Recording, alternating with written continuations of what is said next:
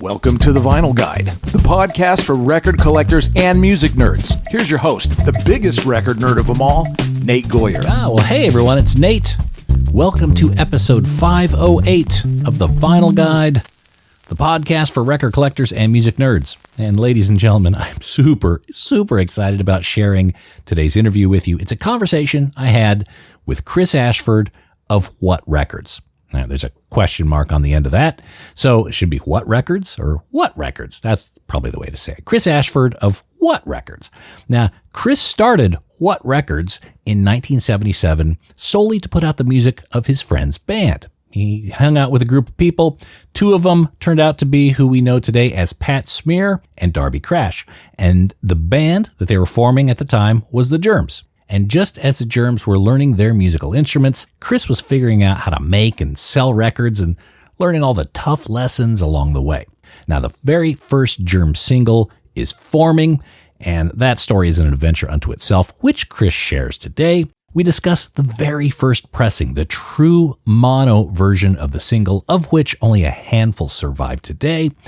We talk about the cover art, the insert, the reissues, other singles of What Records, including the Dill's I Hate the Rich, the strange cover, which looks like it says The Oils. We talk about the rare test pressings and more. Plus, and I have to tell you this, I have to share, we have a super extended version of this interview up on our Patreon page, patreon.com/vinyl guide. And you go there, you sign up, and you get a lot more of this conversation, including Chris telling stories of the early LA punk scene when Darby and Pat met Iggy Pop and James Williamson. He talks about working with the Gears and Hawkwind and more. And I got to tell you, Chris is an absolutely lovely dude. He's contributed so much to the music scene in ways that most may not understand or even be aware of. But make no mistake, Chris and What Records made a huge impact, and we are still very grateful for that. Again, there's a super extended version up at patreon.com/vinyl guide. Head up there now, help support the show. You get an extra 30 minutes of this interview, and you get to help me buy a burrito. Now, what could be better than that? Oh, and the last thing before we start the interview, I got to give a shout out to two people who were huge in helping make this conversation happen. A big thanks to Mark Aravello, my brother in music nerdery in Los Angeles, for introducing me to Chris and helping make this conversation happen. Also, a special shout out to my friend Jay at OTH Punk, who let me hold these Germs True Mono records, take pictures of these amazing rarities that you see in the episode art. What you see in those pictures are the original true mono copies, and they're actually signed by Darby, Pat, and Lorna. So check them out. Fascinating bits of history there. Jay, Mark, thank you so much, guys.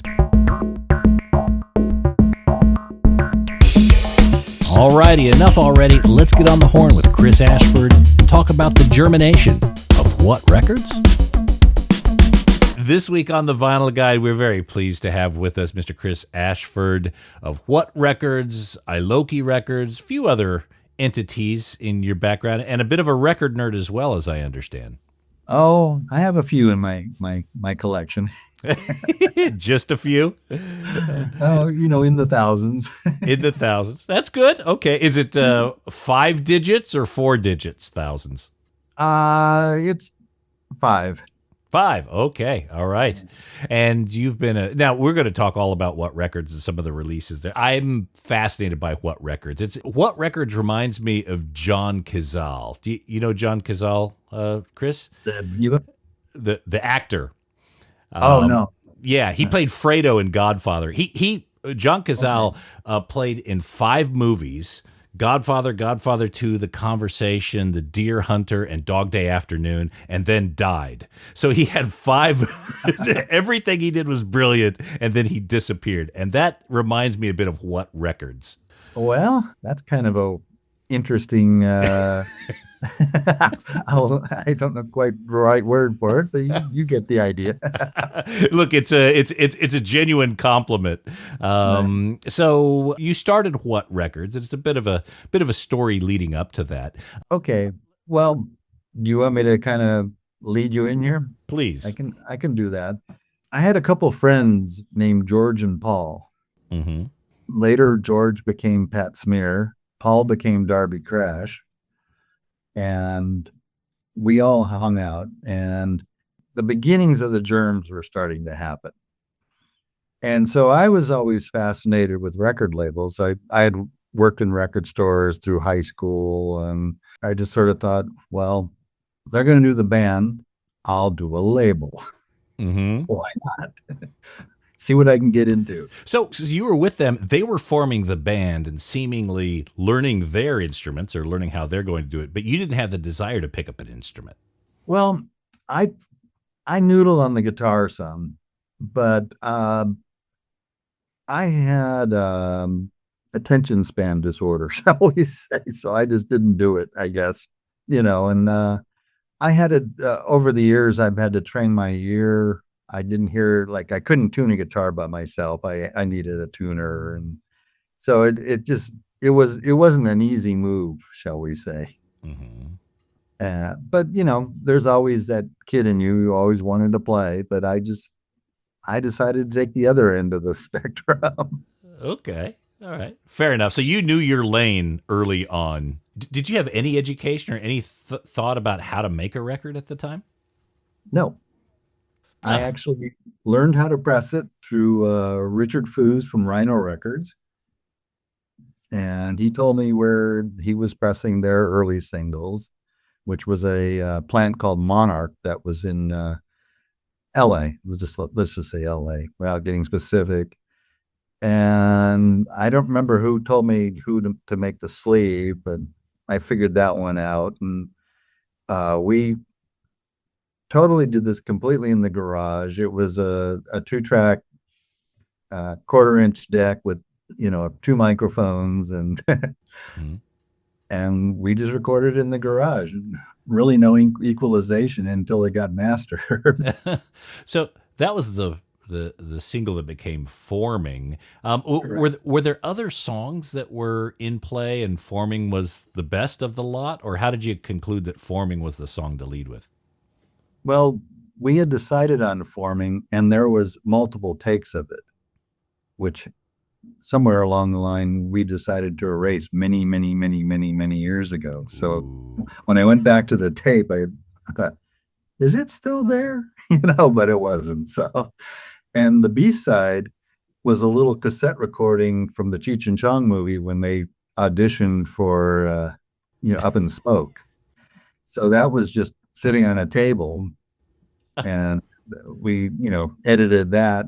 And so we had the A side, which was, the one take, and we had the cassette that we did the B side of the record. So I want to dive into this a little bit more because we go a little bit level deeper here. So with the tape, you still have the master tape. It sounds like the from the 2-track. Actually, I do not. It's gone. It exists somewhere. It's just not in your possession.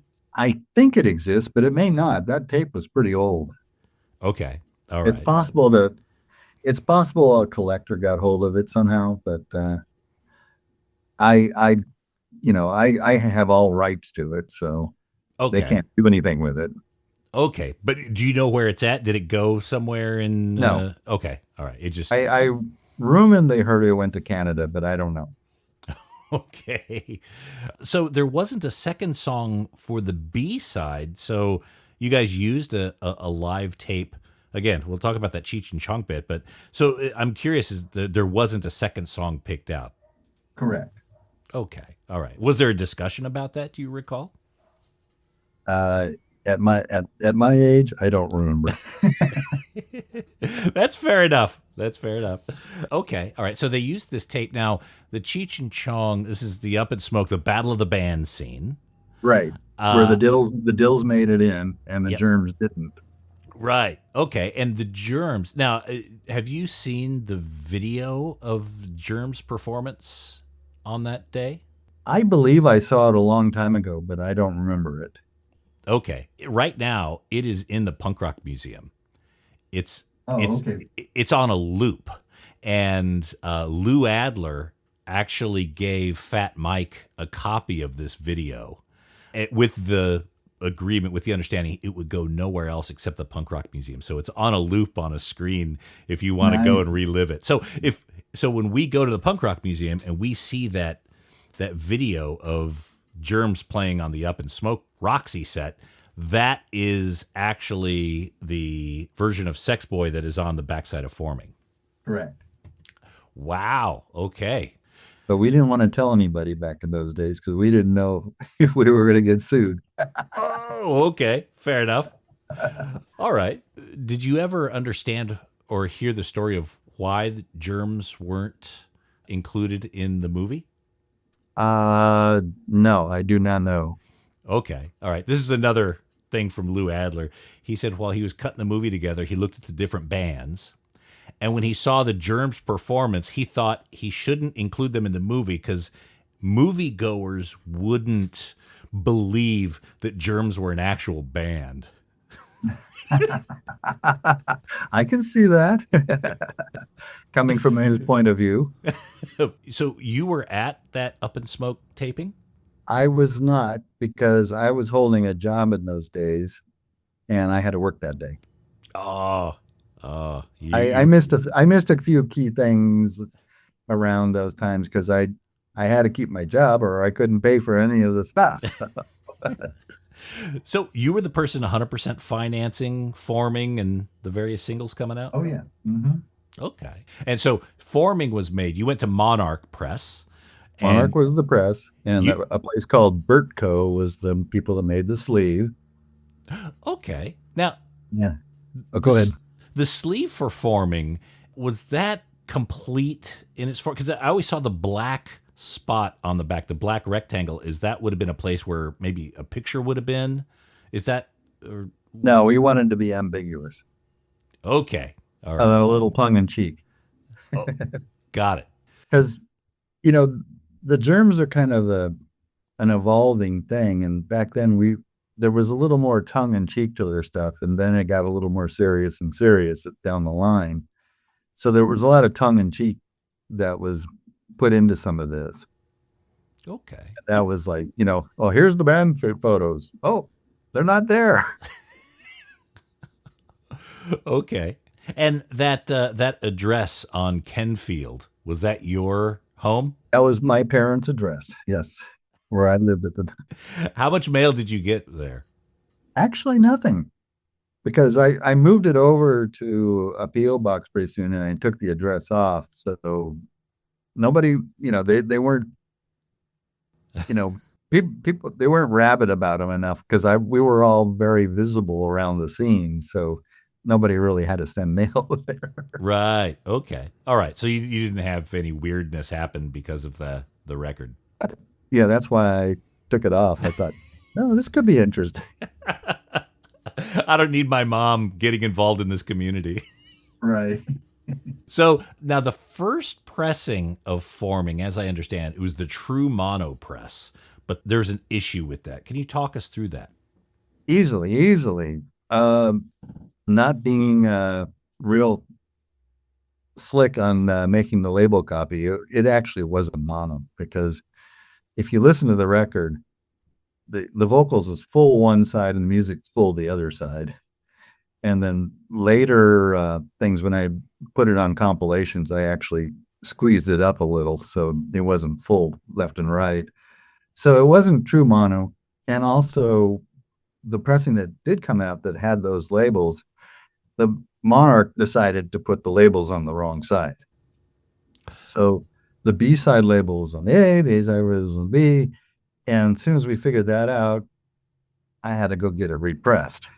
So And then I made the corrections on the labels.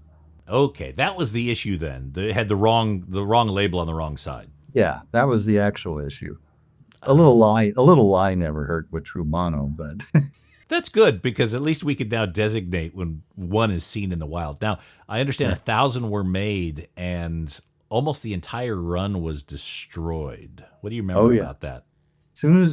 as soon as I had them repressed, the few that got out, there was only one in one store that had them, and then of course the band had a few.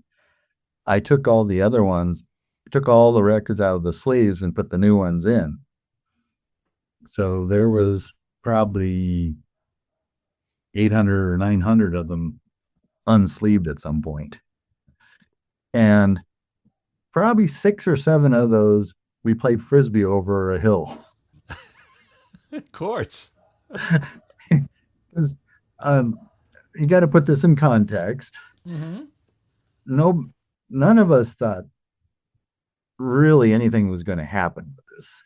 So it didn't mean anything to save it. So we were destructive. What could I say? I totally get it. Can you tell me which hill and approximate address? I mean, Well, it was on Kenfield. There was this part of the hill where houses had gone down the hill years before, and so there was all this sort of wilderness until you got way down the hill to a street below, and we just oh my goodness. Well, I could say we. I wish I could say we skeet shot them somewhere, but so you threw a few, kind of had fun with them. What happened to the bulk of the 800 or 900 that you unsleeved? well, that's what I'm saying. About 600 or 700 of them went over that hill. Oh, 600 or 700. Oh, I thought you meant 6 or 7. Okay, 600 or 700. Okay. Dear- We got a field day, Oh, geez. Okay. and the rest of them, they took some, and took them to shows and threw them around and whatever. Yeah, there was a show, I don't know, was it The Mask, where they threw a bunch of them in the audience? I think actually the Starwood was one of the places they weren't playing, but they threw them around in the audience and stuff. Right. Okay. Yeah. I've actually, I know a collector in Los Angeles, and I've actually held some of those exact ones in my hand. He wouldn't let them any further. Do you have any of those? Do you have any of the test pressings or anything still in your collection? No test pressings.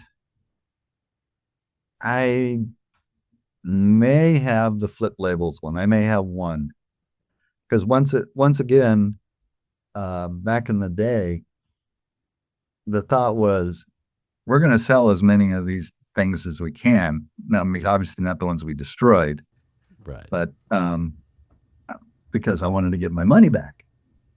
Yeah. Simple, easy. Didn't know if we were ever going to do it, and obviously I did. But so I didn't really hold on to anything back in those days, Mm-hmm. which is, kind of a scary thing because well, how come you didn't put a box away? And it's like, I wanted the money from most of the box. Yeah. Yeah. Yeah. And by the way, I was in a band in high school, and we put out a record, and all of us ended up with these boxes of extra records, and they were a pain in the ass to haul around. Oh yeah. Yeah. So, And they can't be in the heat. They can't be stored a certain way. yeah. And there comes a time where you're like, fuck it, I'm just going to take it to the dump. And then years later, it's worth something that's substantial. And oh well, that's just the way. What did you and the band think the record would do for Germs? We were kind of looking at it as to legitimize the Germs in a certain way. That if they had a record, they were, it made them somebody. Right.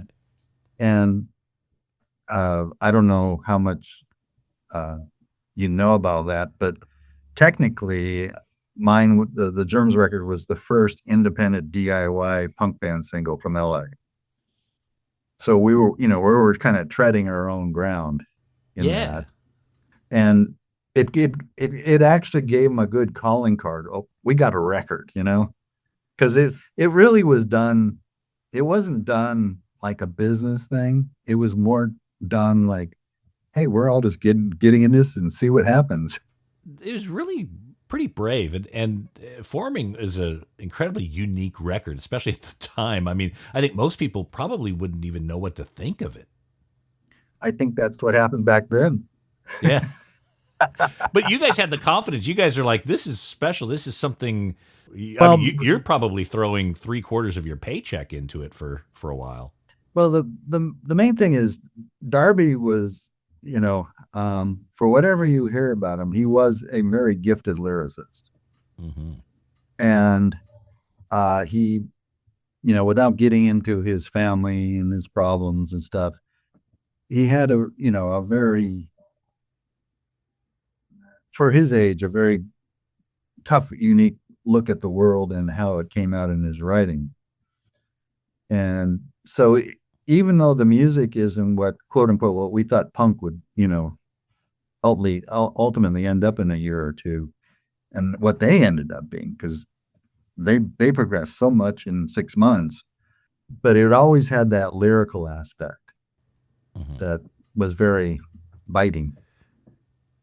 Yeah, I when people ask me about Germs, by the way, I should probably I'm branded myself.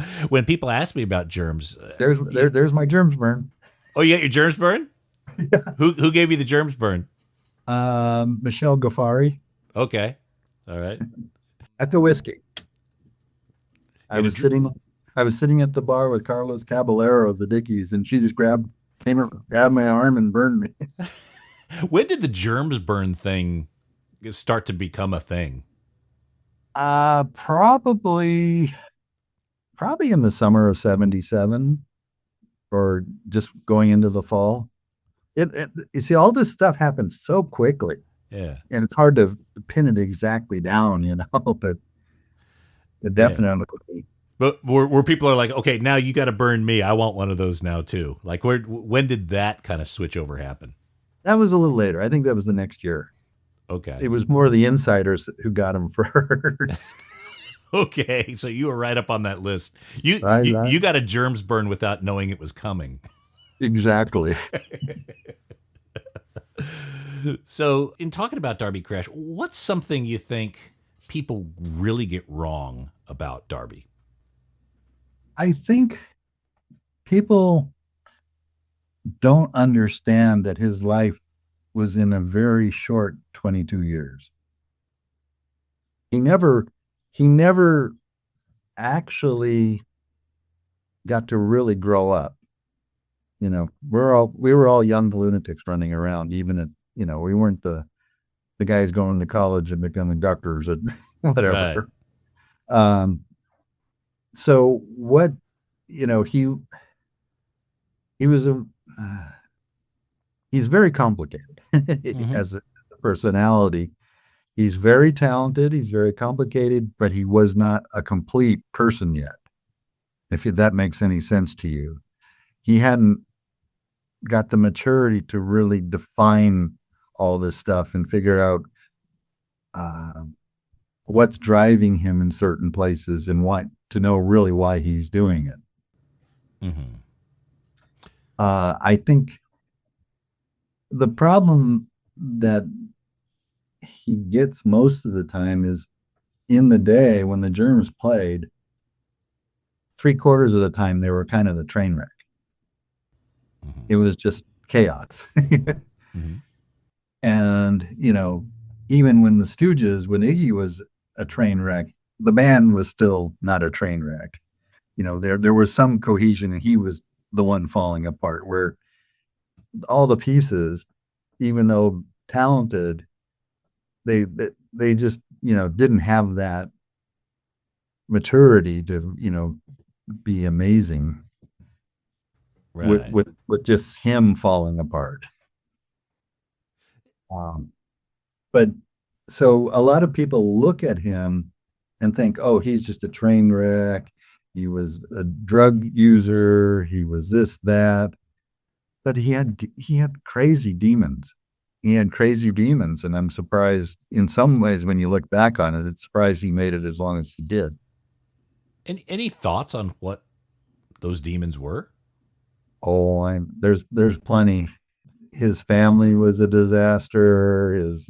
He didn't have a good childhood. Mm-hmm. And it put him in his own world and in his head. And, David Bowie was his favorite outlet, who was very, can be very dreamy or very, Space Oddities, very self-destructive, or not self-destructive, but, the world's fucked up and I'm going to get out of it. Nihilistic. Yeah. On the surface, a lot of people see Darby as this tremendous mess, but you read the lyrics and there's so much depth in there and maybe so much maturity waiting to form. I think so. I mean, I could have easily seen him writing books or something, as well as being a lyricist and, creating stories. But, most of his harsher lyrics are out of his harsher life. Mm-hmm. And, you don't want to take the last year of his life because he was a little more fucked up a lot. But the reason he's fucked up is reality was too hard for him. Did he accept that role that he was starting to step into in terms of a punk statesman at that point? I mean, he was kind of a magnet towards the end. He was kind of a magnet, yeah. And I think, and this is just me, I think he kind of reached what he thought was his pinnacle and said it was, where am I going to take this? Mm-hmm. So there was kind of a doom over his shoulder, shall we say. So his final act was his way of saying, look, I've given you everything. I don't know what to do next. Kind of that, but kind of like, I want to stop the pain. Mm-hmm. It's you can talk to probably 5 different people and get a little different piece of all this, but that's kind of what I always felt. He had a very painful childhood.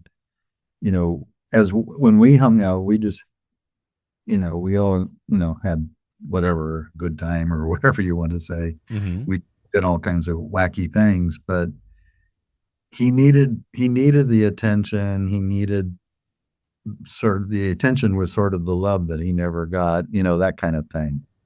Because it seems when you met him, when you were working with him early on, there was hope. There was a project. There was something kind of going on that motivated him, empowered him, which towards the end maybe felt empty to him. Well, I knew them a couple of years before they actually started the band stuff. So we were friends before that. So we had a little, but yeah, in the end, let's see, that last Starwood show in some ways is almost like his pinnacle. They came out, they played a great show. He was at the top of his game. We'll leave it at that. Okay. And that record has been repressed multiple times over the years in the What Records label as well as the Aoki label. So this is something that stayed with you over the years. You still control those recordings. You're talking about Forming, yes. Forming, yes. Okay. Yeah. I have Forming. I do have that cassette or have that Sex Boy. I did another version of Forming we did for a compilation, and we did a version of like Around and Round, the old Chuck Berry Boss song done in the arrangement of David Bowie. And was that on the complete discography? Is that something we've heard before? Yeah, you've heard all those. Yeah, okay. It's on, well, I put it on What Stuffs or What Is It or, those columns, but it's also on the MIA complete recordings. Yeah. Okay. All right. So everything you have has been shared. Okay. Yes. Excellent.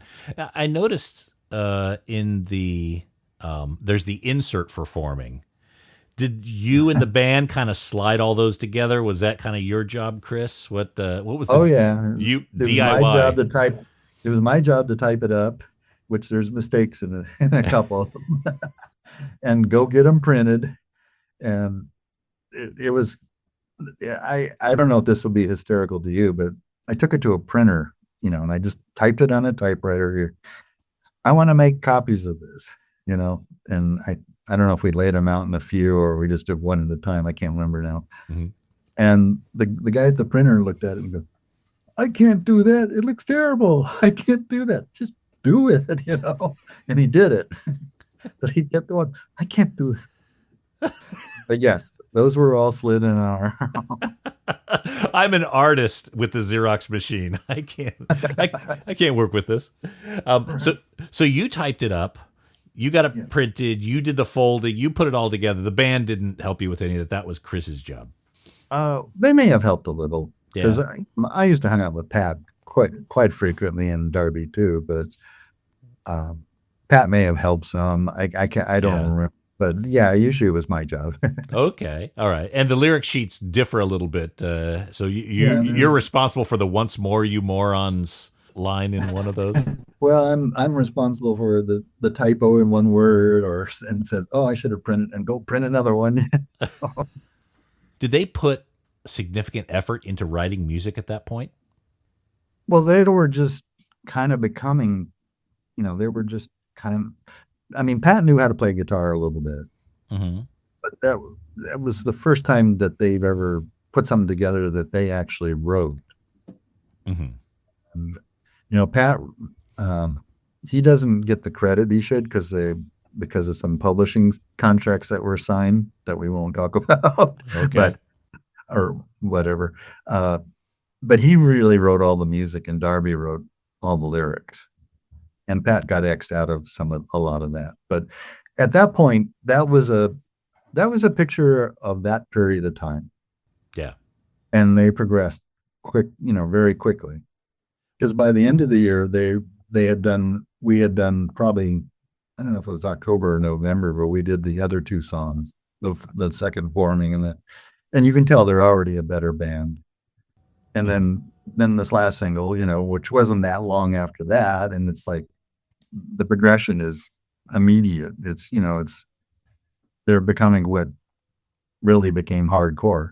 So forming really served its purpose. It got the band on the map. It got them out there. It also brought them to Slash for Lexicon Devil. Was there any discussions about them doing another single on What before that? We had started recording one, and they were using Nicky Beat as the drummer, who was in the Weirdos at the time, and I was using an acquaintance's had a garage studio, and there had been a rain before it, and we had to cancel one day, and then because I guess there was some leakage, and we came in and started recording what would have been Lexicon Devil, and so I don't forgot who got shocked by in the studio, not seriously, but just like, oh shit, Right. And Nicky Beat just said, I don't want to do this. And so that just kind of, okay, that was the beginning of our end. There was even a prototype of a sleeve at one point, which I don't have anymore. Oh, okay. Do you remember what it was? It was going to be Lexicon Devil too, with close to the same artwork. Okay, with the flag and everything. Mm-hmm. Okay. There's no fault in there. There's just a matter of circumstances that just kind of like, okay, well, I guess we'll not do this. We'll go forward. And then when you heard that they were now working with Slash, was there any bad feelings? Was there any discussion about that? Oh, not at all. Okay. Not at all. Okay. Not at all. I like the people at Slash.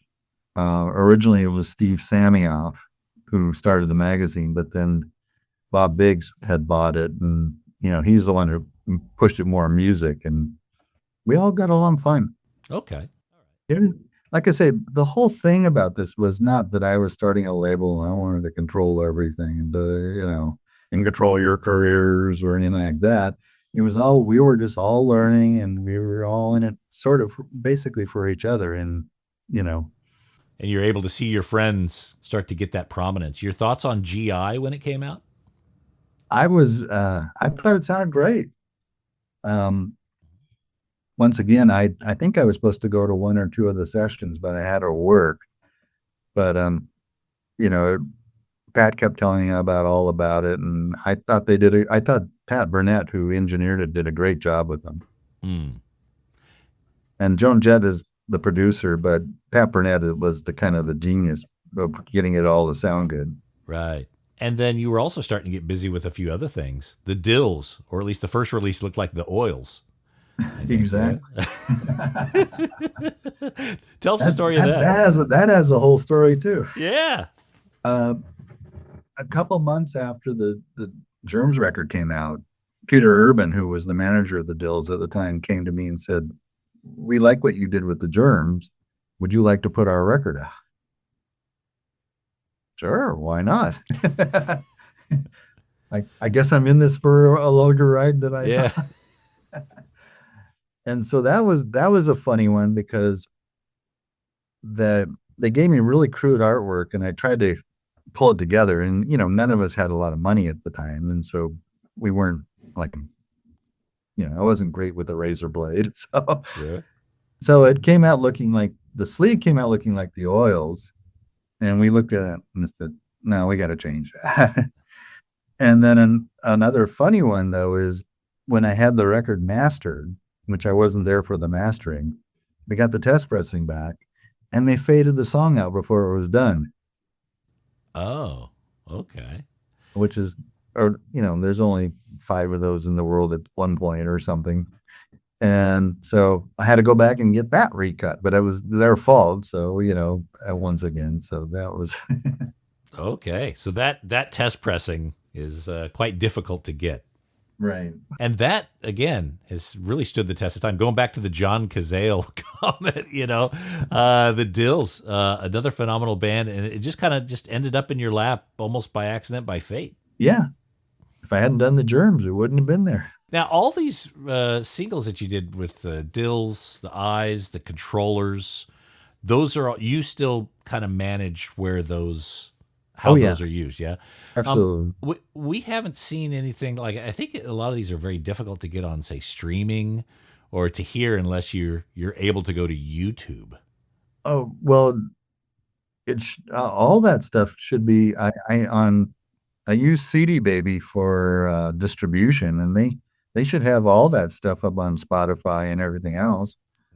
It's under an album heading called What Stuff. What Stuff? Mm-hmm. Okay. I think it's What Stuff. I keep forgetting what is stuff or what is it. I use both for different compilations. I got Donna Summer Hot Stuff. Hang on a sec. Is it what is it? Yeah, try that one. What is it?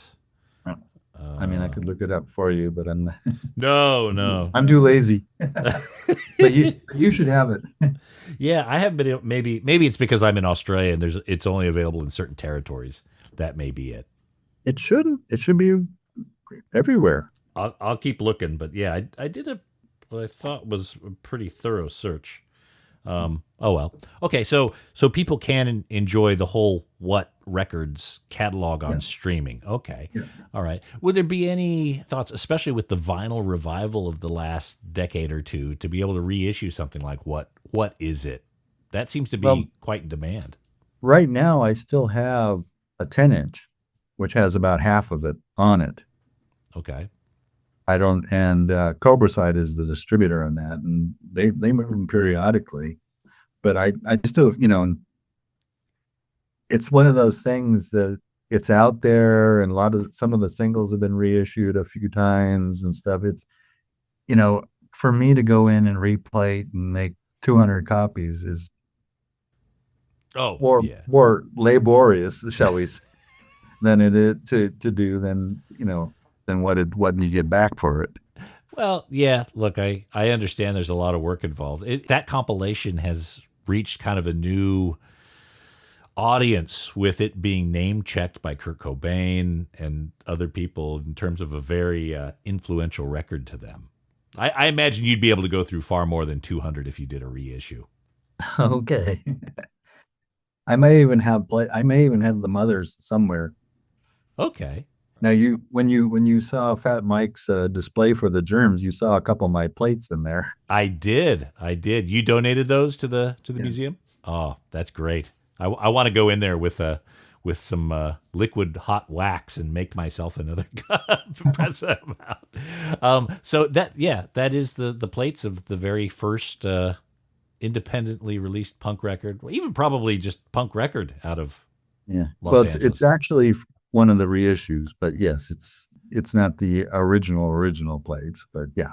Okay. But it's still for them close enough, shall we say. Fair enough. What other stuff did you share in the Punk Rock Museum? Oh my. Well, he was really mostly interested in Germs, and I sent him some Dills stuff. I sent him records, I think, of some stuff. We didn't, a sad but true story. Many years ago, I used to have negatives and a proof sheet for the first Germs photo shoot. Mm-hmm. and someone came to my house and stole them, Oof. and I never got them back. And I know the person died years ago, so there's no way of ever seeing them. And they went to the East Coast on top of it.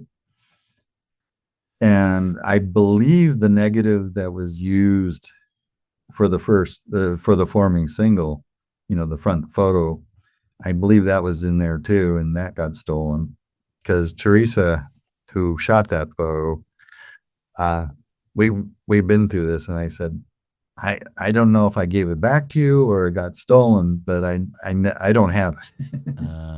Okay. So She has the whole shoot except for the 5 photos or 7 photos that were on that one strip. oh, okay. So all the reissues since the early days, even the Superior Viaduct and some of the others, they had to use a copy or a picture of the picture of forming, not Right. access to the proper negative. Okay. All right. There's another reason to get an original pressing, kids. Are you surprised? Like, what are your feelings about like seeing what the legacy of the band and your label has done? Well, the label is, it's a thing that I've done enough, stuff and other stuff beyond it, but that it it's interesting, the long lasting longevity of it. It I mean it's it's I'm old enough for now where it's not the big ego boost or anything like that, but it is very nice for the ego. Mm-hmm. But I I I I love the fact that I was part of something that the path is crazy, but Pat's in the Foo Fighters. He's doing great. You know what I mean? Mm-hmm. I like being part of that. It's kind of like, and other things that happened to me in the years, since those days. But I've always been, not intentionally, but an enabler somehow to have things be something. Where I wasn't the one, but I was part of the path till they got somewhere. Yeah, it's got to be very satisfying to be able to see the impact that your butterfly wings had on the situation, right? And more than that, you were a facilitator. You were a co-equal of the band. You just didn't have an instrument. Your instrument was, manufacturing these things. Right. It's gratifying, and it's nice to see that people care. 100%. You've had a I, tremendous impact. and when you're doing stuff, you don't think about it. You're doing, you know what I mean? And I'm still doing stuff to this day, so I don't.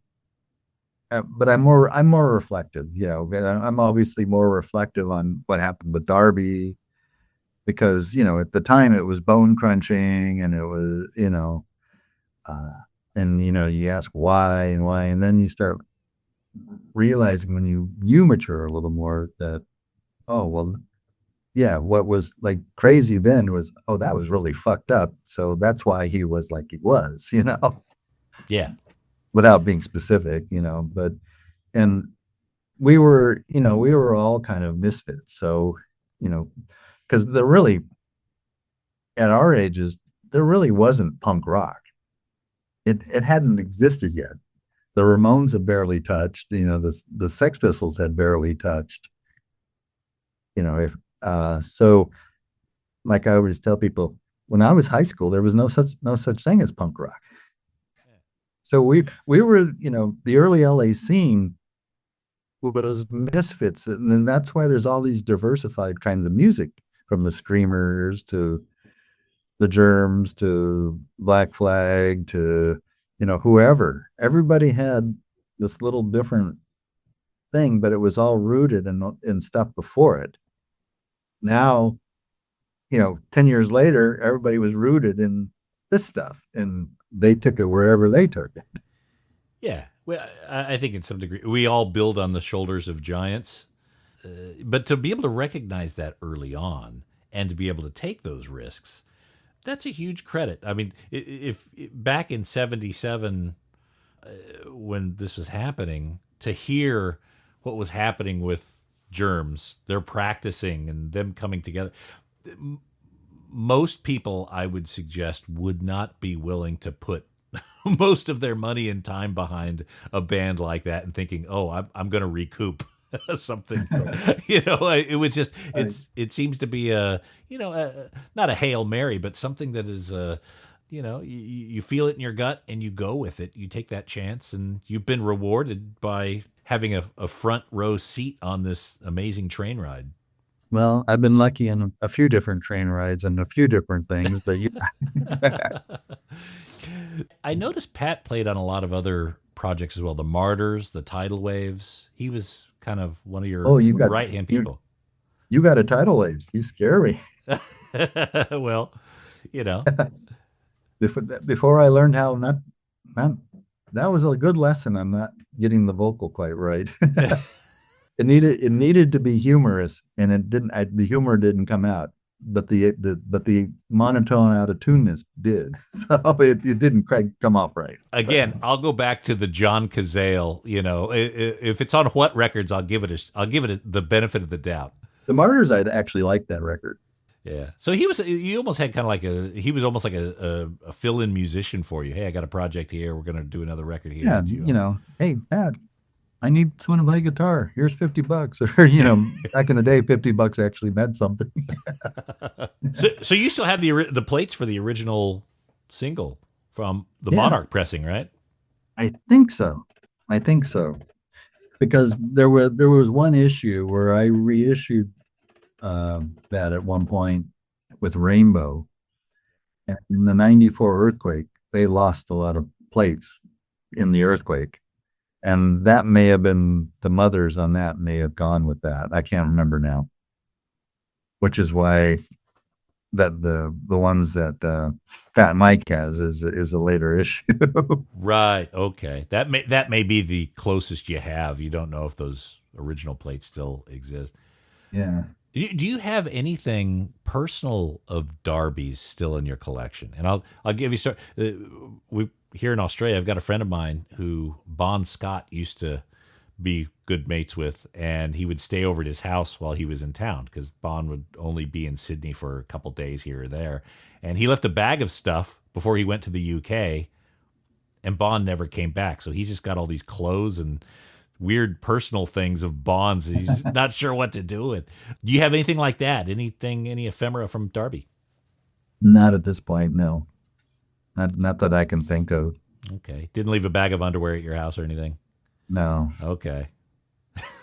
He may have left some vomiting in the singing person. He left you with a good scar there. Or no, that's Lorna, actually. Very good.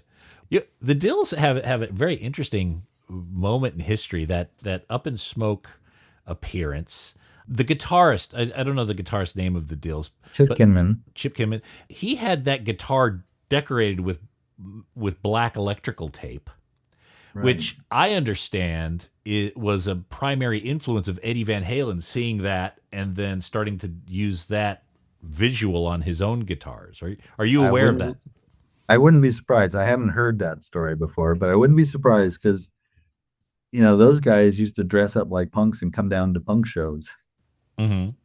The Van Halen guys. There's actually a picture of them in an alley in a Slash magazine. If you've seen that, I don't know. So everybody kind of knew a lot of stuff was going on around and what was going on around it at that point. Mm-hmm. And LA is a big city. Bigger than Sydney. Oh. It is. No, absolutely. But the clubs that were there, the Starwood, Gazzari's, the whiskey. Yeah, it's still kind of pretty concentrated there. So if something was happening, it wouldn't surprise me that others from different scenes would be curious. Well, the Sunset Strip was a very and around that area, West Hollywood was a very magnetic area in those days for music. And the Roxy and all that stuff. So a lot of bands that obviously weren't big were coming to shows or hanging out and seeing what's going on. but they were from Pasadena, as I believe. So that was, it was a little bit of a hoof. Yeah. Yeah. Not a huge one, but with LA traffic, it is.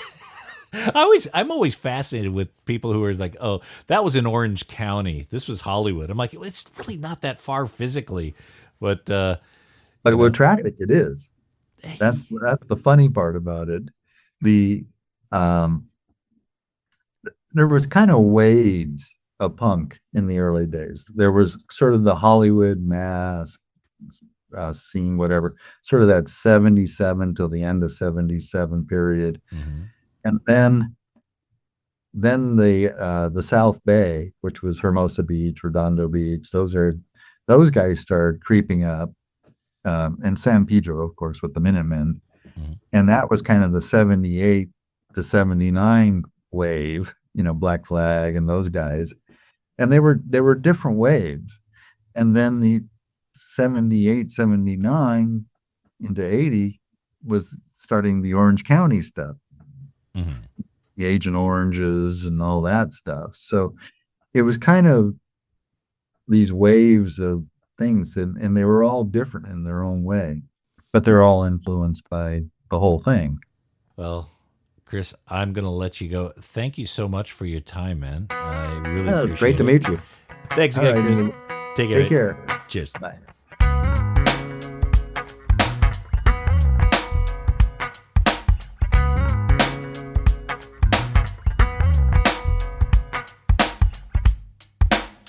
Oh man, what a lovely dude. We got to do a part 2. He has so many stories. There's only so much we could get to in the time we had. And unfortunately, I scheduled this conversation the morning that I had a record fair coming up. So we only had about 90 minutes to do what we needed to do. And by the way, there's a whole nother half hour of fascinating conversations up at patreon.com/Vinyl Guide. Head up there now and listen to the conversation. Help support this podcast, and you get all the extras. Well, that's it for this episode of The Vinyl Guide. Thank you so much for tuning in. Again, huge thanks to everyone who's sharing these episodes on social media, putting them in Reddit forums and Facebook groups. That's hugely appreciated. Also, those of you who are leaving positive reviews on Apple Podcasts and Spotify, well, that warms my cockles too, whatever those are. We'll be back shortly with a brand new episode. So until we talk next time, you all behave yourselves. And thanks for listening to the Vinyl Guide podcast. Cheers.